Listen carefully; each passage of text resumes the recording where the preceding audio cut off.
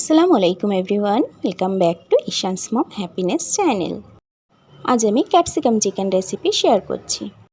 তার জন্য চিকেনগুলোকে খুব ভালোভাবে ধুয়ে পরিষ্কার করে নিয়েছি। 1 টিস্পুন এখানে লবণ দিয়ে দিলাম, হাফ টিস্পুন হলুদ গুঁড়ো দিয়ে দিলাম, হাফ টিস্পুন গোটা ধনিয়া, জিরা আর মরিচ শুকনো খোলায় ভেজে গুঁড়ো করা সেটা দিয়ে দিলাম, হাফ টিস্পুন আদা রসুনের পেস্ট দিয়ে দিলাম, হাফ বাটি ফ্যাটানো টক দই দিয়েছি আর বেশ কিছুটা কাঁচা লঙ্কা মাঝখান থেকে কেটে দিয়ে দিয়েছি আর হাফ কাপ মতো সরিষার তেল দিলাম। খুব ভালোভাবে হাতের সাহায্যে মাখিয়ে নেব।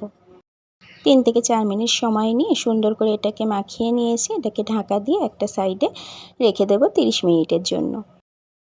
ততক্ষণে এখানে পেঁয়াজ, ক্যাপসিকাম, টমেটো এগুলোকে আমি ছোট্ট ছোট্ট করে কেটে নেব। তো এই চপারটা আমি ফার্স্ট টাইম ইউজ করছি, তো ভাবলাম অন ক্যামেরায় ইউজ করি।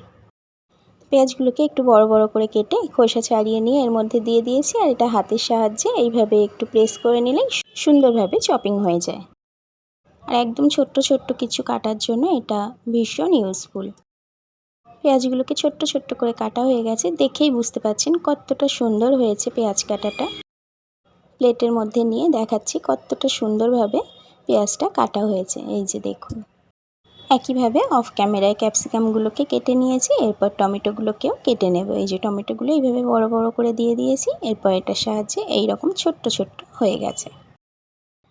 রান্নাতে চলে যাই। একটা কড়াই বসিয়ে দিয়েছি। কড়াইটা গরম হয়ে গেলে এখানে হাফ কাপ সরিষার তেল দিলাম, আগে থেকে কেটে রাখা পেঁয়াজগুলোকে দিয়ে দিলাম। আর এই রান্নাতে এইভাবে ছোট্ট ছোট্ট করে পেঁয়াজগুলো কাটলেই খুব ভালো হয়। পেঁয়াজটাকে 1 থেকে 2 মিনিট খুব ভালোভাবে তেলের উপরে এইভাবে একটু ভাজা ভাজা করে নেব। কয়েকটা তেজপাতা খুব ভালোভাবে ধুয়ে নিয়ে দিয়ে দিলাম। তেজপাতাটা দিয়েও আরও 1 থেকে 2 মিনিট ভেজে নেব। পেঁয়াজটাকে একটু গোল্ডেন ব্রাউন করে ভেজে নিচ্ছি আমি। হালকা গোল্ডেন ব্রাউন হয়ে আসলে এখানে আমি হাফ টিস্পুন আদা রসুনের পেস্ট দিলাম। ম্যারিনেট করার সময় অল্প দিয়েছি, সেই কারণে অল্পই দিলাম। আদা রসুনের পেস্টটা দিয়ে আরও 2 মিনিট মতো নাড়াচাড়া করেছি। তারপর কেটে রাখা টমেটোগুলোকে দিয়ে দিলাম। টমেটোটাকে দিয়ে 2 মিনিট মতো আমি নাড়াচাড়া করে নেব। আর সমস্ত গুঁড়ো মশলা দিয়ে তো ম্যারিনেট করে রেখেছি, আর এখানেও আমি অল্প অল্প গুঁড়ো মশলা ইউজ করব। অল্প লবণ দিলাম, অল্প একটু হলুদ গুঁড়ো দিয়ে দেব, আর ওই যে ভাজা মশলাটা ওটাও দিয়ে দিচ্ছি হাফ টিস্পুন। আর এখানে 1/3 টিস্পুন ঝাল লঙ্কা গুঁড়ো দিলাম, 1/3 টিস্পুন কাশ্মীরি লঙ্কা গুঁড়ো দিলাম কালারের জন্য।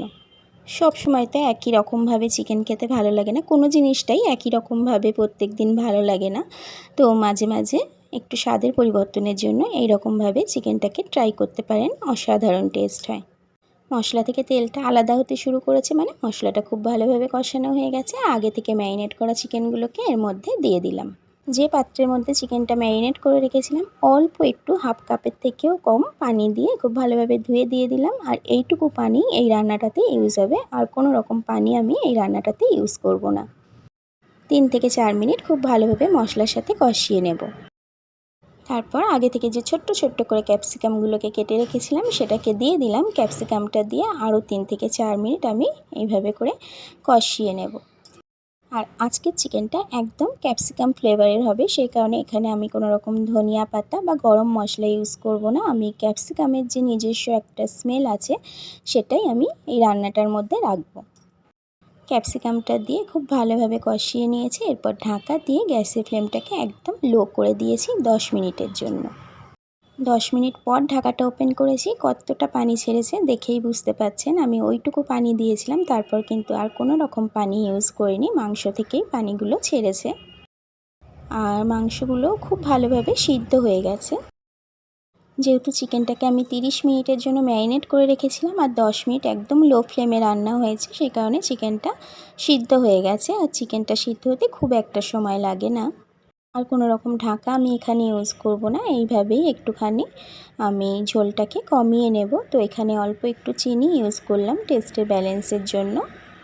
যেহেতু টক দই দিয়েছি, টমেটো দিয়েছি, তো একটু চিনি দিলে তরকারিটা খুব টেস্ট হয়। ঢাকা ওপেন করার পর গ্যাসের ফ্লেমটাকে আমি হাই করে দিয়েছিলাম। হাই ফ্লেমে আরও 5 মিনিট এইভাবে ঢাকা ওপেন করে রান্নাটা আমি করে নিয়েছি। তো রান্নাটা একদম কমপ্লিট হয়ে গেছে। আজকে আমি চিকেনটাকে একদম কষা কষা বানিয়েছি। রান্নাটা একদম কমপ্লিট হয়ে গেছে। গ্যাসের ফ্লেমটাকে অফ করে দেব আমি। এটা ভাত, রুটি, লুচি, পরোটা, পোলাও সব কিছুর সাথে এই রান্নাটা ভীষণ ভালো লাগে খেতে। আজকের রেসিপি কেমন লাগলো অবশ্যই একটা কমেন্টের মাধ্যমে জানাতে পারেন। আমার চ্যানেলে প্রচুর চিকেন রেসিপি দেওয়া আছে, আপনারা দেখতে চাইলে আমার চ্যানেলটাকে ভিজিট করতে পারেন। আর আমি এন্ড স্ক্রিনে চিকেনের প্লে লিস্টটা দিয়ে দেবো, ওখানে ক্লিক করলে আমার চ্যানেলে যত রকম চিকেন রেসিপি আছে আপনারা চাইলেই দেখে নিতে পারবেন।